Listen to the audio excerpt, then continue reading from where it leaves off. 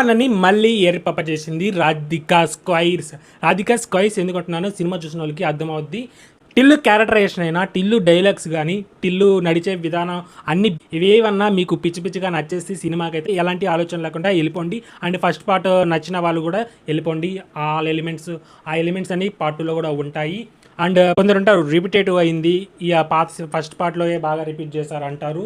But makers అది ఇంటెన్షనల్గానే చేశారు కదా, ఆ నాస్టాలియా ఫీల్ తెచ్చి ఇక్కడ మళ్ళీ జరిగితే ఎలా ఉంటుందో ఆ టైప్లోనే తీశారు సినిమా. మేమేదో పెద్ద కొత్త స్టోరీ తీస్తున్నామని చెప్పలేదు.